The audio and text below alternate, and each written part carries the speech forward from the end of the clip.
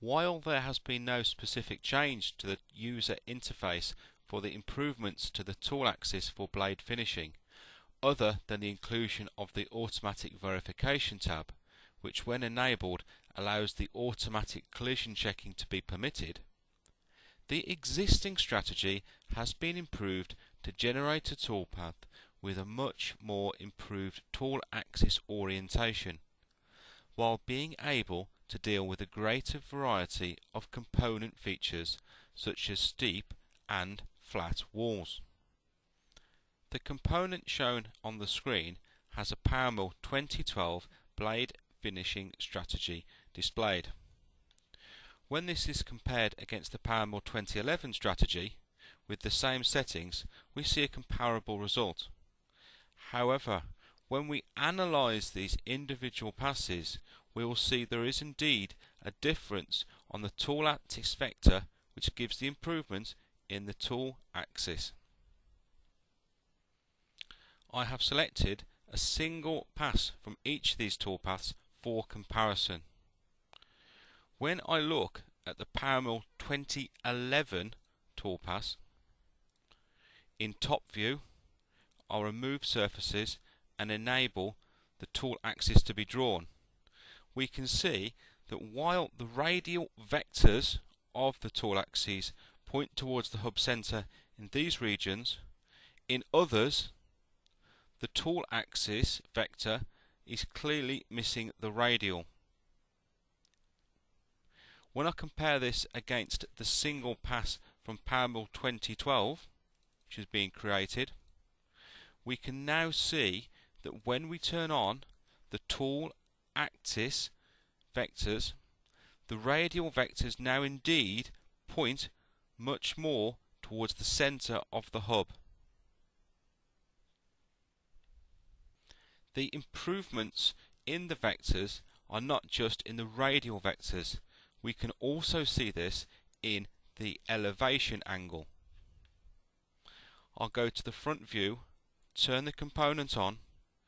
We will see that in the PowerMILL 2012 single pass, when I turn on the tool, at that point we can see that it is quite flat, which is indicating that the tool axis now allows the diameter of the spherical tool to be cutting much more on the full diameter as we would wish.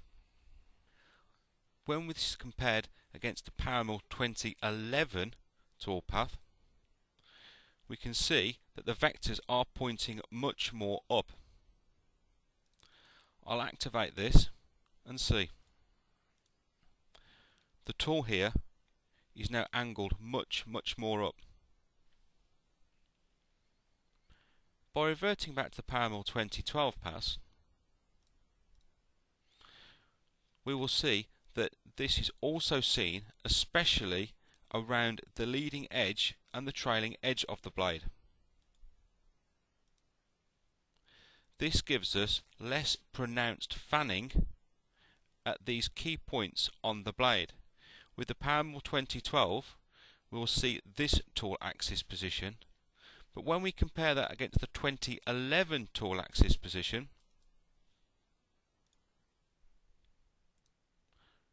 we will see the tool is much further away. This is now possible as in PowerMILL 2012 the calculations for these tool axes now require less clearance between the tool and the component itself. An extra point that is worth considering when looking at individual passes on a blade finishing strategy is that if we are to take the final pass closest to the hub, it may not necessarily be representative of the rest of the tool path. This is because the final pass closest to the hub has an increased instances of potential collisions occurring, which will have an effect upon the final toolpath position. Therefore, to ensure a safe toolpath that still accurately machines the component, some change does occur. there is one more additional improvement which PowerMILL users will notice with this functionality in PowerMILL 2012 to earlier versions. In earlier versions of PowerMILL, there is a requirement that the hub and shroud surfaces that once they come away and down must not allowed to be returned upwards in the Z height, as this had a detrimental effect on the toolpath.